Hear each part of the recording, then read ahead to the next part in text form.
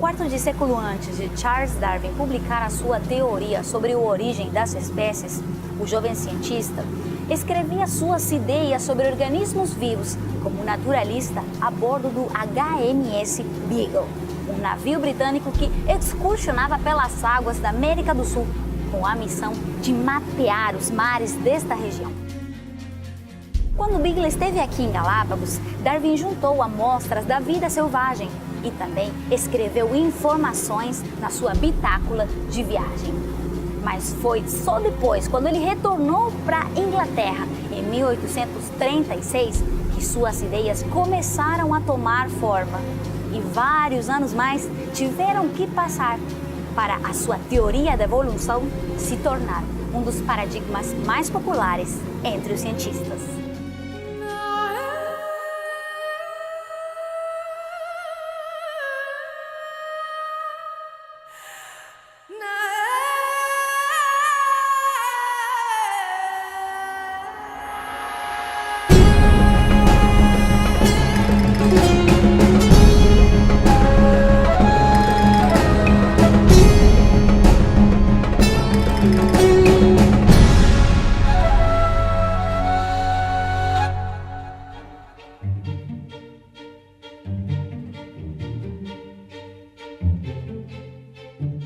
Desde o tempo que a humanidade foi capaz de registrar seu pensamento, o conhecimento se tornou colaborativo, portátil, sem restrições de tempo e espaço, que condicionaram a necessidade inata do homem de conhecer.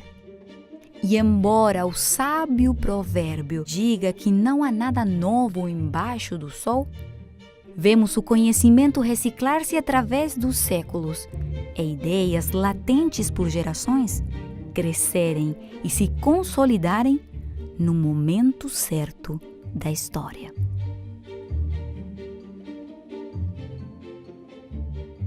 Darwin nasceu poucos anos antes da Era Vitoriana, que foi um período que demarcou o auge do Império Britânico. Portanto, ele nasceu num país muito rico, em um momento muito propício, e pertencia ainda por cima a uma família aristocrática. Ou seja, ele tinha todos os recursos para se tornar exatamente aquilo que ele quisesse, de acordo com as tradições da família. Darwin foi uma pessoa estudiosa da natureza, ele gostava muito da natureza, teve a influência dos pais, do pai e do avô, no caso, né? O pai era um nome igual ao meu, Robert, e o avô Erasmus, e os dois eram médicos, então eles eram dessa área.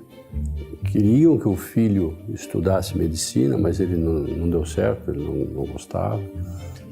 Ele gostava de ir para a natureza, gostava de colecionar insetos, passear nos bosques.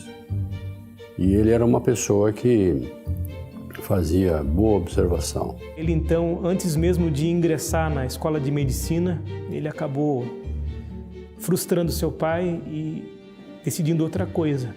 Essa outra coisa, ou seja, uma outra função de prestígio naquela época, era a teologia. E o interessante é que Darwin foi estudar teologia, foi para o seminário anglicano. E basicamente quem escreveu a teoria da evolução das espécies foi um teólogo anglicano liberal. Para muitos talvez isso seja uma coisa assim absurda, mas eu imagino que ele basicamente seguiu ou respirou o espírito do seu tempo, né? O Zeitgeist, como diria Hegel, praticamente contemporâneo a ele em outro ponto da Europa, né? Ou seja, ele percebeu o espírito de sua época, com todas as condições que teve para isso, e acabou se inteirando desse espírito.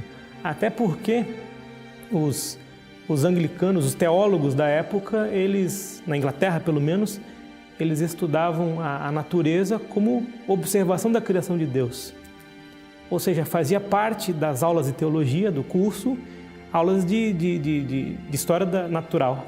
Ele se concentrou nos estudos naturalistas, se entusiasmou com eles e teve professores que o incentivaram a fazer uma viagem. Uma viagem que ele já estava planejando e poupando para realizá-la. Até que finalmente surgiu a possibilidade de se embarcar no Beagle.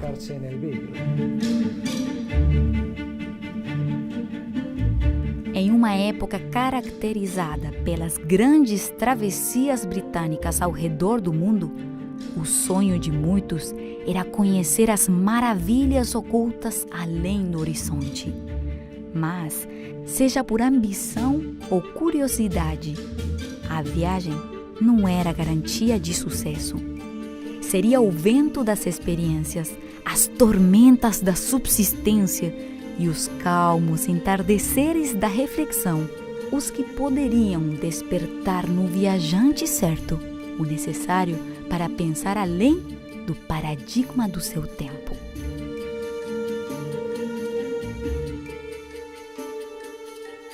Em dezembro de 1831, ele achou uma perspectiva nova para ele, foi uma grande aventura de 5 anos de viagem no navio, o Beagle, né, o cão de caça, e o comandante era o Fitzroy, e eles rodaram todo o continente sul-americano, toda a costa do Oceano Atlântico, passando pelo Brasil, indo à ponta da Argentina, rodando o Estreito de Magalhães, subiram e foram até Galápagos depois, já tinha passado alguns anos.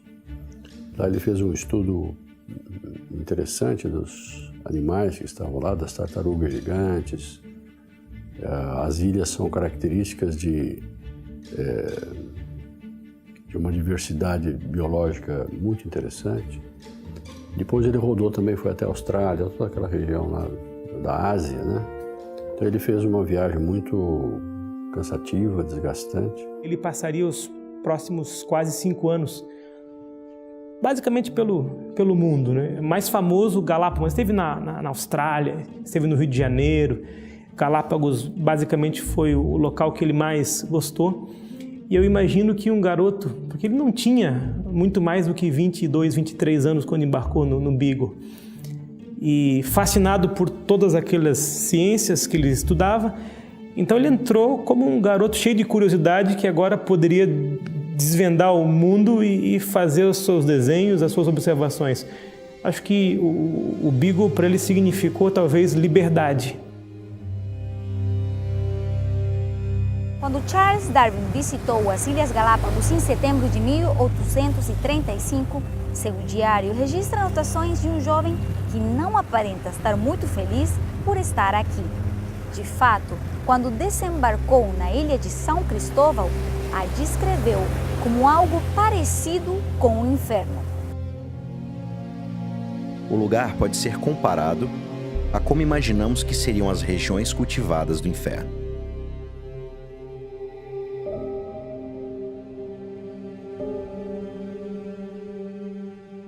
Enquanto ele começa a percorrer as outras ilhas do arquipélago, o espírito do diário começa a se animar. Mas ainda parece que o maior interesse de Darwin era quais animais eram comestíveis. As jovens tartarugas servem para uma suculenta sopa. Do contrário, sua carne é, para mim, uma comida indiferente. Embora as tartarugas tenham tido um papel muito importante na construção das ideias de Darwin, foram os tentilhões a figura principal da construção da teoria da evolução. Por isso, é muito surpreendente e interessante ver que Darwin, nas suas anotações, na sua passagem pelas Ilhas Galápagos, mencionou os tentilhões somente uma vez.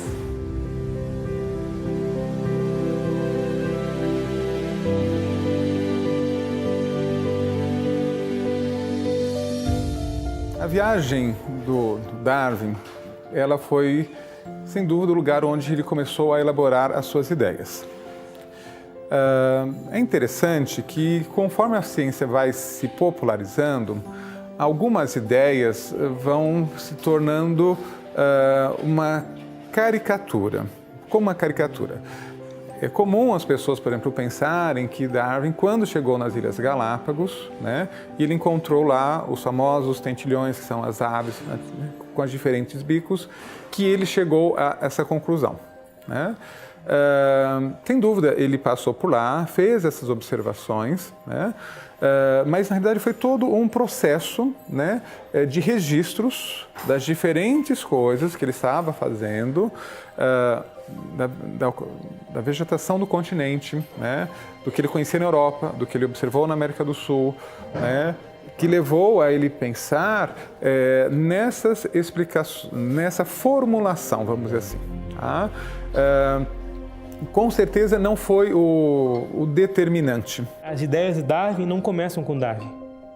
Se a gente voltar à história, Anaxímenes, no 6º século antes de Cristo, enfim, pré-socrático, assim como Lucrécio, no 1º século antes de Cristo, já tinham uma ideia que os animais evoluíam. E Aristóteles, no 3º século antes de Cristo aproximadamente, já havia escrito a respeito de evolução das coisas imateriais até o ser humano. Ou seja, então a ideia de Darwin ela não se mostra totalmente nova. Contudo, o fato de Darwin viver onde viveu, na época em que viveu, escrevendo como escreveu, para o público que escreveu, potencializou aquilo que já existia, obviamente por ter sido escrito por ele, que foi um grande observador, um grande cientista e ao mesmo tempo um teólogo. Ou seja, se alguém gosta da temática ciência e religião, em Darwin você encontra um prato bastante cheio, com todos esses elementos. Buscar no visível respostas para o invisível. Afirmar que é absoluto aquilo sobre o qual não podemos mais do que especular. Falar de nossas origens é muito mais que ir atrás da pergunta de onde venho. Tem a ver com quem eu sou e para onde eu vou.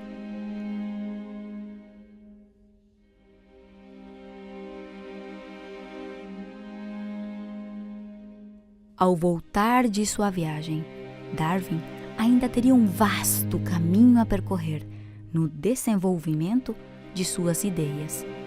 Investigações, consultas, escrever e reescrever, buscando a forma correta de capturar o que passava por sua mente de naturalista.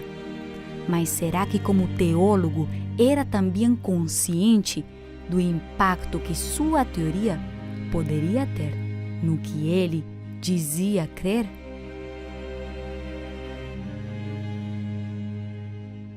Quando ele volta à Inglaterra com uma quantidade enorme de dados recolhidos, de amostras recolhidas, então lá na Inglaterra ele começa a fazer o estudo, com um plano de escrever sua teoria, mas demorou para escrevê-la. Simplesmente escreveu alguns artigos, mas demorou muito para escrever sua teoria.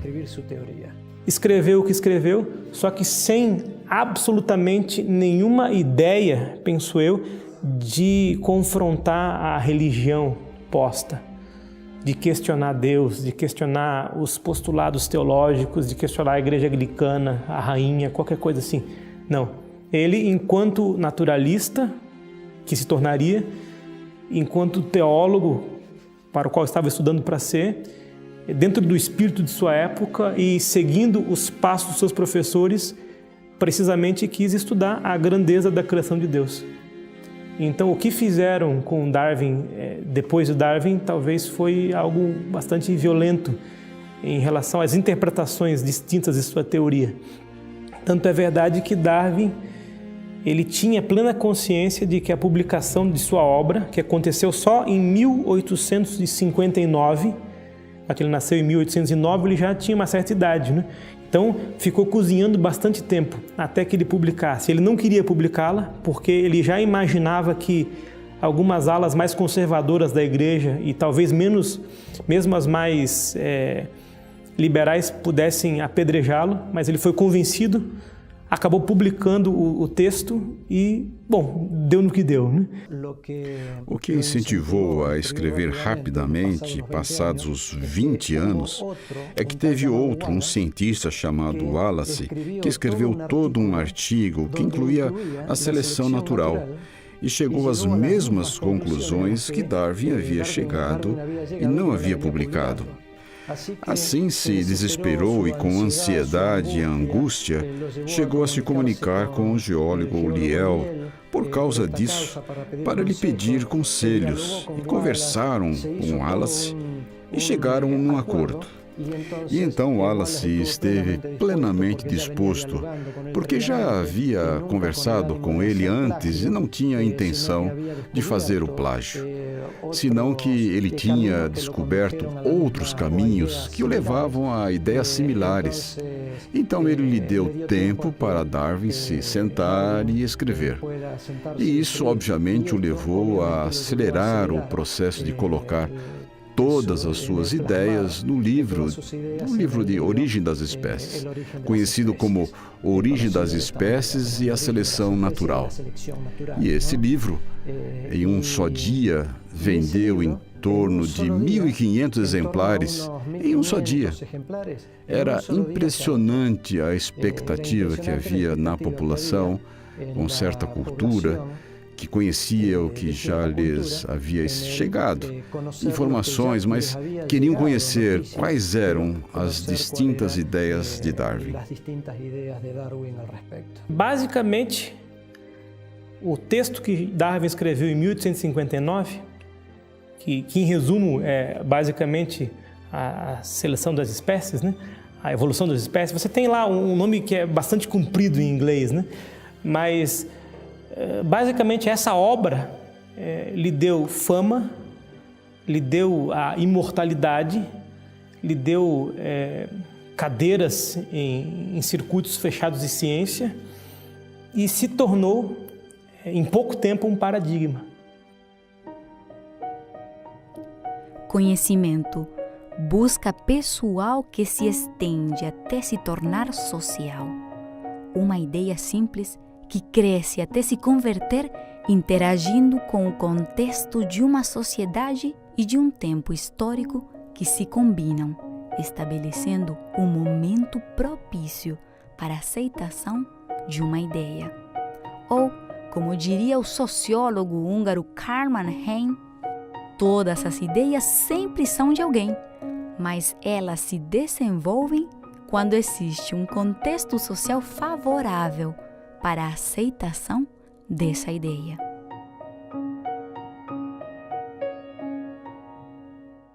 Charles Darwin, ele viveu numa época no qual a questão religiosa e econômica tinham duas características muito importantes para o nosso entendimento.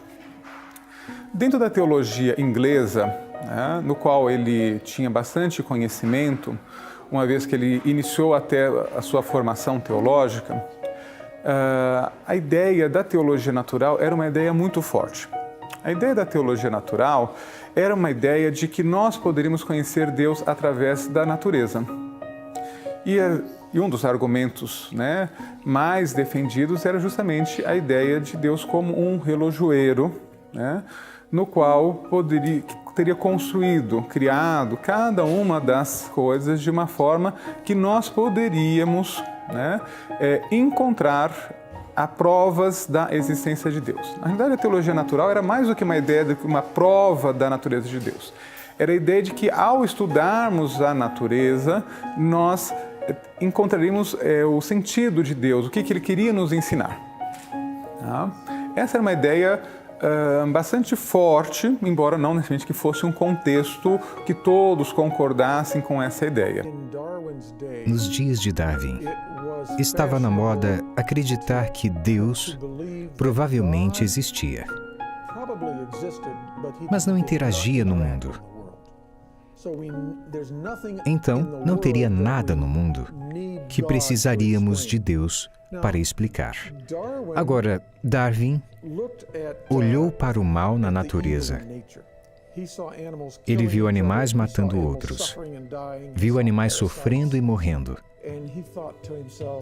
viu parasitas e ele pensou consigo mesmo: se Deus é o Criador de todas essas coisas, então Ele não é um Deus muito bom, porque Ele está usando o mal para cumprir seus propósitos. E Darwin foi influenciado por um colega chamado William Paley, que escreveu um livro chamado Teologia Natural no ano de 1802. E Darwin nasceu em 1809. Quando ele foi para a universidade, estudou o livro de Paley. Ele até disse que foi encantado. Ele gostava do livro de Paley. Mas Paley, acredito eu, foi longe demais. Paley disse que cada detalhe de até um inseto foi cuidadosamente formado por Deus especificamente para aquele inseto. E isso não deixava espaço para nenhum tipo de variação ou adaptação que nós encontramos na realidade. Mas Darwin cresceu com a ideia de que a Bíblia nos ensina que Deus criou cada detalhe. E isso significaria que Deus criou os parasitas, e que Deus criou as doenças, e que Deus criou a morte e tudo mais. E Darwin simplesmente não acreditava que poderia existir um Deus assim. Então, uma das motivações da sua teoria era tentar exonerar Deus para livrá-lo, para não acusar a Deus. É quase uma motivação nobre. Darwin queria defender Deus, deixá-lo de fora, para que Deus não fosse o culpado por todo esse mal. Havia bons argumentos, por um lado, da adaptação dos seres vivos aos lugares. Eu acho que esse é um aspecto que precisa ser considerado, porque era algo que vários naturalistas em várias partes do mundo já haviam observado, E ele acaba dando um sentido para que os seres vivos se adaptem ao ambiente. Por outro lado, do ponto de vista das transformações, o final do século XVIII e início do século XIX, até ainda ao longo do século XIX na Inglaterra, foi marcado pela ascensão do capitalismo industrial. O capitalismo industrial foi um processo de mudança muito cruel, porque ele criou uma transformação não só na forma de produzir, e essa forma de produção estava ligada com toda uma estrutura de sociedade. A questão da ideia da luta do mais apto foi muito entendido como a luta do mais forte, E existia no sentido físico. E daí começam a surgir uma série de desdobramentos, de outras pessoas que defendiam, a concepção capitalista, industrial, da competição, indicando que as ideias de Darwin estavam dando sustentação àquele aspecto. Mas, na realidade, ele só estava refletindo o aspecto da própria sociedade. O século XIX presenciou muitas transformações em muitas áreas. O século XIX é o século da história, por exemplo, dos grandes dicionários, das grandes enciclopédias, das grandes histórias documentais. É o século da arqueologia, é o século da biologia, é o século que vai ver o despontar da psicanálise, enfim, que vai encontrar o apogeu no século XX. Ou seja, é o século em que efetivamente a ciência passa, entre aspas, a supostamente destronar a teologia, enquanto talvez possa usar o termo modelo para explicar o mundo. Um mundo que concebemos através dos nossos sentidos, mas que não se limita a eles. Uma realidade que ansiamos explicar por completo, embora nosso conhecimento não seja mais que uma fração. E na tentativa de ignorar nossa deficiência, superestimamos nossa vigência, transformando ideias em crença e interpretação em filosofia. É no seu contato com a orgulhosa mente humana que os parciais se tornam absolutos. As hipóteses trabalham como paradigmas e a fé obtém um novo sentido.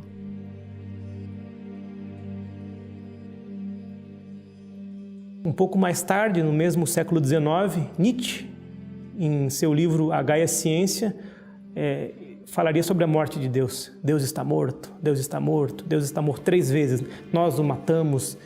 E fala dos templos. Ele cita a situação, talvez, religiosa ou social da Alemanha no século XIX. Se você tomar, por exemplo, Karl Marx, que vai escrever nessa mesma época também, interessante, Nietzsche nasceu em 1844, o que para nós é uma data bastante significativa. E Karl Marx escreveu, nessa mesma época, que a religião é o ópio do povo. Ópio é basicamente um anestésico, né? Contra a dor. Então, bom, para as pessoas fracas e oprimidas, então a religião é um excelente remédio contra a dor. Tudo isso para exemplificar que o tempo em que viveu Charles Darwin era um tempo de, quem sabe, uma mudança de paradigma. Ele nasceu logo depois da Revolução Francesa, quando as ideias bonapartistas estavam tentando tomar forma na Europa e as aristocracias lutando fortemente contra isso. E ele ali, um inglês que tinha acesso a boa parte das ciências do mundo, porque afinal de contas, além de ser rico, ele tinha esse interesse. Então ele foi influenciado por tudo isso e, como eu disse antes, talvez ele não teve essa ideia de destronar Deus. Mas eu não imagino que ele imaginava que aconteceria o que aconteceu depois com a sua teoria.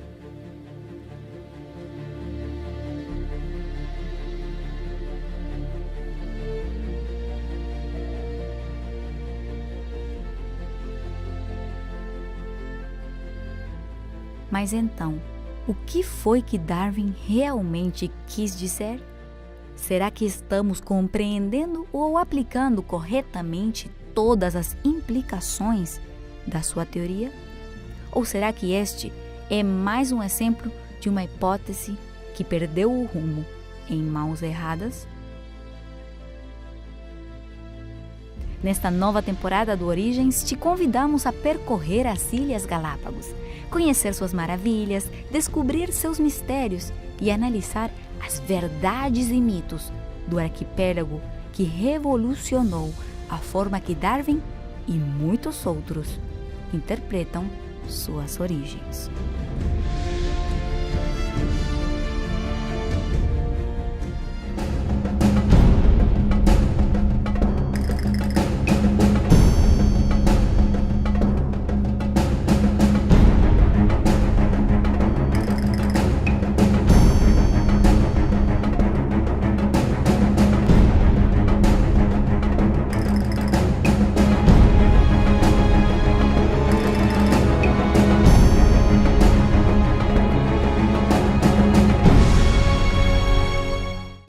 A seleção das espécies, né?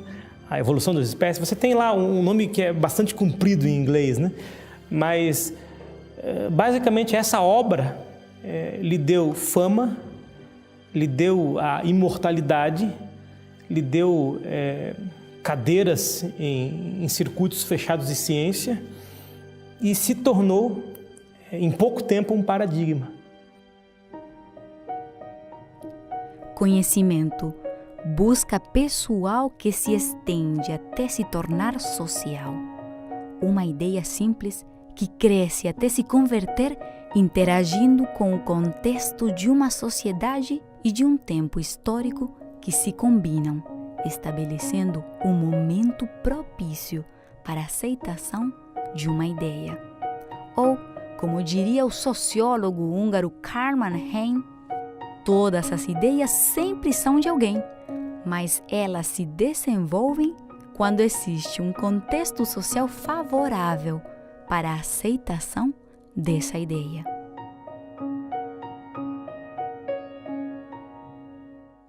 Charles Darwin, ele viveu numa época no qual a questão religiosa e econômica tinham 2 características muito importantes para o nosso entendimento.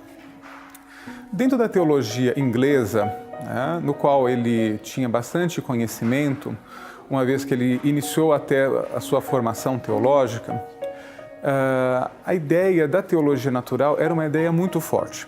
A ideia da teologia natural era uma ideia de que nós poderíamos conhecer Deus através da natureza. E um dos argumentos mais defendidos era justamente a ideia de Deus como um relojoeiro né, no qual teria construído, criado cada uma das coisas de uma forma que nós poderíamos, né, encontrar provas da existência de Deus. Na realidade, a teologia natural era mais do que uma ideia de uma prova da natureza de Deus. Era a ideia de que, ao estudarmos a natureza, nós encontraríamos o sentido de Deus, o que Ele queria nos ensinar. Tá? Essa era uma ideia bastante forte, embora não necessariamente que fosse um contexto que todos concordassem com essa ideia.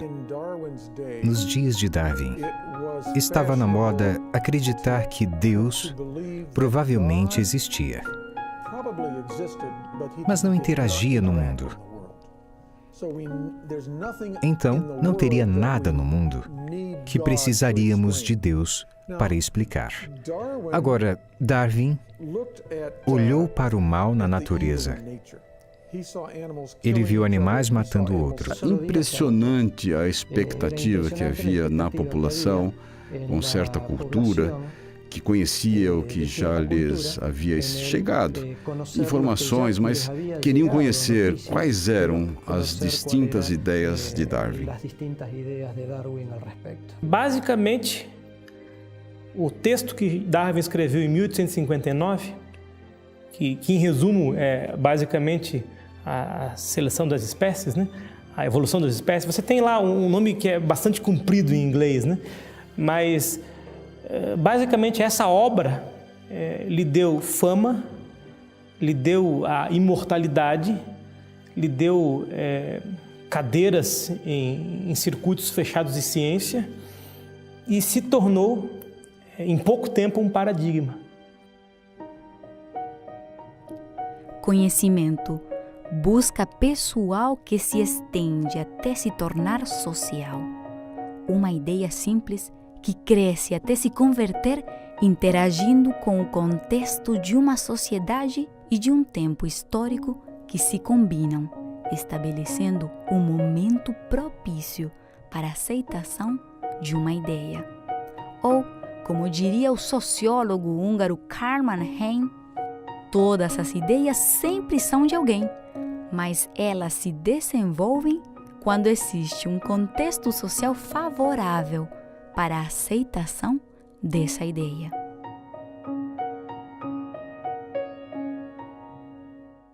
Charles Darwin, ele viveu numa época no qual a questão religiosa e econômica tinham duas características muito importantes para o nosso entendimento. Dentro da teologia inglesa, né, no qual ele tinha bastante conhecimento, uma vez que ele iniciou até a sua formação teológica, a ideia da teologia natural era uma ideia muito forte. A ideia da teologia natural era uma ideia de que nós poderíamos conhecer Deus através da natureza.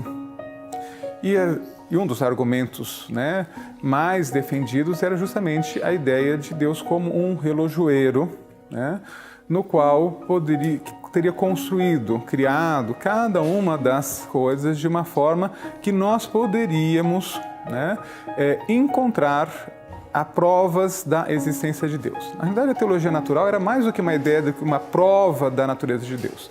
Era a ideia de que, ao estudarmos a natureza, nós encontraríamos o sentido de Deus, o que Ele queria nos ensinar. Tá? Essa era uma ideia bastante forte, embora não necessariamente que fosse um contexto que todos concordassem com essa ideia. Bastante forte, embora não necessariamente que fosse um contexto que todos concordassem com essa ideia. Nos dias de Darwin, estava na moda acreditar que Deus provavelmente existia, mas não interagia no mundo. Então, não teria nada no mundo que precisaríamos de Deus para explicar. Agora, Darwin olhou para o mal na natureza. Ele viu animais matando outros, viu animais sofrendo e morrendo, viu parasitas, e ele pensou consigo mesmo: se Deus é o Criador de todas essas coisas, então Ele não é um Deus muito bom, porque Ele está usando o mal para cumprir seus propósitos. E Darwin foi influenciado por um colega chamado William Paley, que escreveu um livro chamado Teologia Natural no ano de 1802. E Darwin nasceu em 1809.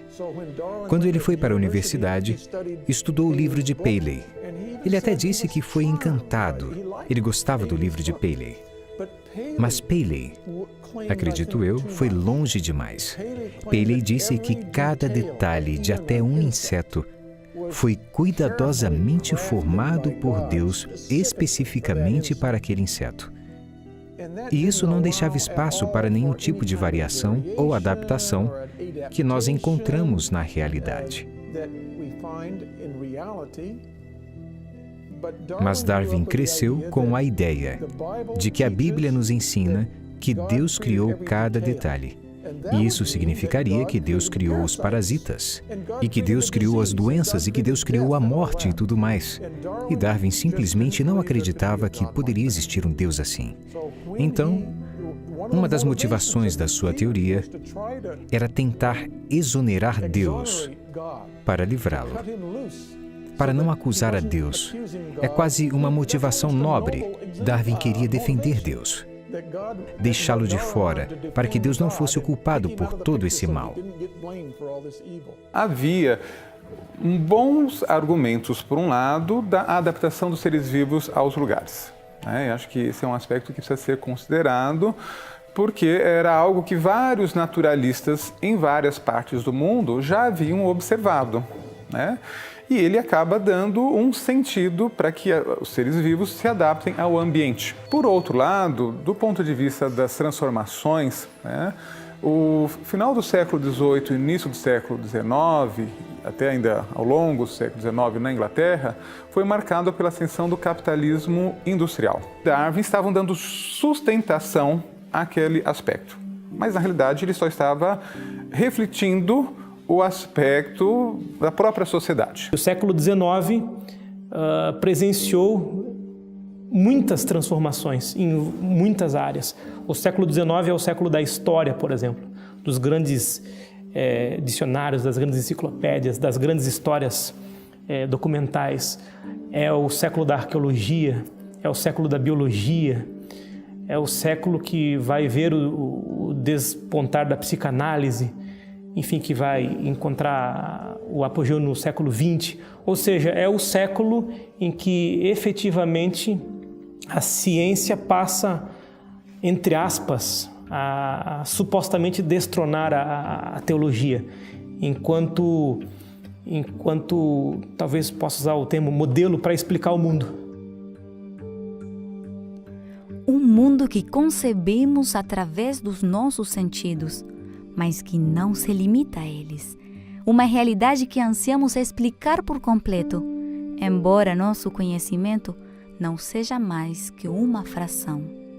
E na tentativa de ignorar nossa deficiência, superestimamos nossa vigência, transformando ideias em crença e interpretação em filosofia. É no seu contato com a orgulhosa mente humana que os parciais se tornam absolutos. As hipóteses trabalham como paradigmas e a fé obtém um novo sentido.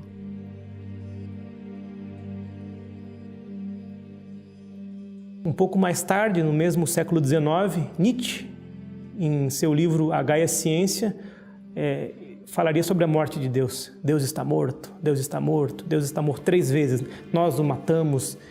E fala dos templos. Ele cita a situação, talvez, religiosa ou social da Alemanha no século XIX. Se você tomar, por exemplo, Karl Marx, que vai escrever nessa mesma época também, interessante, Nietzsche nasceu em 1844, que para nós é uma data bastante significativa. E Karl Marx escreveu nessa mesma época que a religião é o ópio do povo. Ópio é basicamente um anestésico, né, contra a dor. Então, bom, para as pessoas fracas e oprimidas, então a religião é um excelente remédio contra a dor. Tudo isso para exemplificar que o tempo em que viveu Charles Darwin era um tempo de, quem sabe, uma mudança de paradigma. Ele nasceu logo depois da Revolução Francesa, quando as ideias bonapartistas estavam tentando tomar forma na Europa e transformando ideias em crença e interpretação em filosofia. É no seu contato com a orgulhosa mente humana que os parciais se tornam absolutos. As hipóteses trabalham como paradigmas e a fé obtém um novo sentido.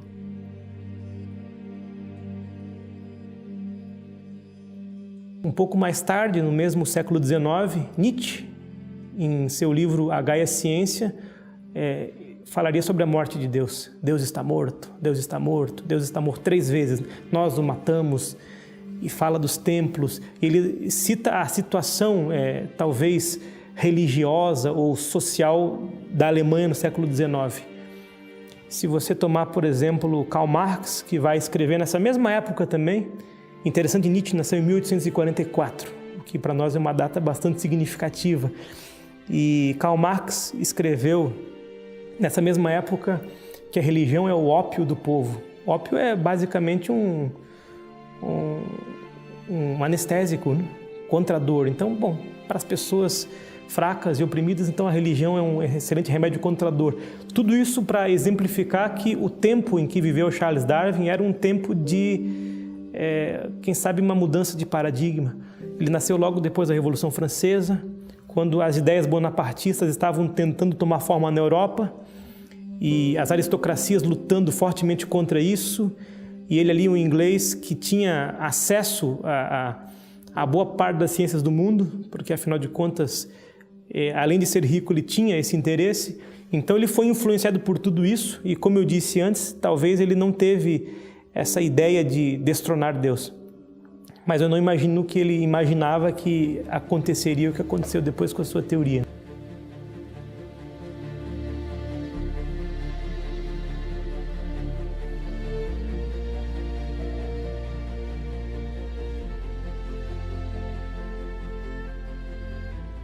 Mas então, o que foi que Darwin realmente quis dizer? Será que estamos compreendendo ou aplicando corretamente todas as implicações da sua teoria? Ou será que este é mais um exemplo de uma hipótese que perdeu o rumo em mãos erradas? Nesta nova temporada do Origens, te convidamos a percorrer as Ilhas Galápagos, conhecer suas maravilhas, descobrir seus mistérios e analisar as verdades e mitos do arquipélago que revolucionou a forma que Darwin e muitos outros interpretam. Para escrever sua teoria. Escreveu o que escreveu, só que sem absolutamente nenhuma ideia, penso eu, de confrontar a religião posta, de questionar Deus, de questionar os postulados teológicos, de questionar a igreja anglicana, a rainha, qualquer coisa assim. Não. Ele, enquanto naturalista, que se tornaria, enquanto teólogo, para o qual estava estudando para ser, dentro do espírito de sua época e seguindo os passos dos seus professores, precisamente quis estudar a grandeza da criação de Deus. Então, o que fizeram com Darwin, depois de Darwin, talvez foi algo bastante violento em relação às interpretações distintas de sua teoria. Tanto é verdade que Darwin, ele tinha plena consciência de que a publicação de sua obra, que aconteceu só em 1859, porque ele nasceu em 1809, ele já tinha uma certa idade, né? Então, ficou cozinhando bastante tempo até que ele publicasse. Ele não queria publicá-la porque ele já imaginava que algumas alas mais conservadoras da igreja e talvez mesmo as mais liberais pudessem apedrejá-lo, mas ele foi convencido, acabou publicando o texto e, bom, deu no que deu, né? O que incentivou a escrever rapidamente, passados os 20 anos, é que teve um cientista chamado Wallace, que escreveu todo um artigo que incluía a seleção natural e chegou às mesmas conclusões que Darwin havia chegado e não havia publicado. Assim se desesperou e, com ansiedade e angústia, chegou a se comunicar com o geólogo Liel por causa disso, para lhe pedir conselhos, e conversaram com Wallace e chegaram num acordo. E então Wallace esteve plenamente disposto, porque já havia conversado com ele antes e não tinha intenção de fazer o plágio, senão que ele tinha descoberto outros caminhos que o levavam a ideias similares. Então ele lhe deu tempo para Darwin se sentar e escrever. E isso, obviamente, o levou a acelerar o processo de colocar todas as suas ideias no livro de Origem das Espécies, conhecido como Origem das Espécies e a Seleção Natural. E esse livro, em um só dia, vendeu em torno de 1.500 exemplares em um só dia. Era impressionante a expectativa que havia na população, com certa cultura, que conhecia o que já lhes havia chegado, informações, mas queriam conhecer. Com as diferentes bicos, que ele chegou a essa conclusão, né? Sem dúvida, ele passou por lá, fez essas observações, né? Mas na realidade foi todo um processo, né, de registros das diferentes coisas que ele estava fazendo, da vegetação do continente, né, do que ele conhecia na Europa, do que ele observou na América do Sul, né, que levou a ele pensar nessas explicações, nessa formulação, vamos dizer assim. Tá? Com certeza não foi o determinante. As ideias de Darwin não começam com Darwin. Se a gente voltar à história, Anaxímenes, no 6º século antes de Cristo, enfim, pré-socrático, assim como Lucrécio, no 1º século antes de Cristo, já tinham uma ideia que os animais evoluíam. E Aristóteles, no 3º século antes de Cristo aproximadamente, já havia escrito a respeito de evolução das coisas imateriais até o ser humano. Ou seja, então a ideia de Darwin ela não se mostra totalmente nova. Contudo, o fato de Darwin viver onde viveu, na época em que viveu, escrevendo como escreveu, para o público que escreveu, potencializou aquilo que já existia, obviamente por ter sido escrito por ele, que foi um grande observador, um grande cientista e ao mesmo tempo um teólogo.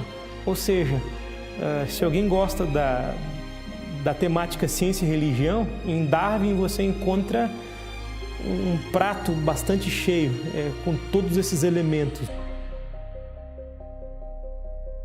Buscar no visível respostas para o invisível. Afirmar que é absoluto aquilo sobre o qual não podemos mais do que especular. Falar de nossas origens é muito mais que ir atrás da pergunta de onde venho. Tem a ver com quem eu sou e para onde eu vou.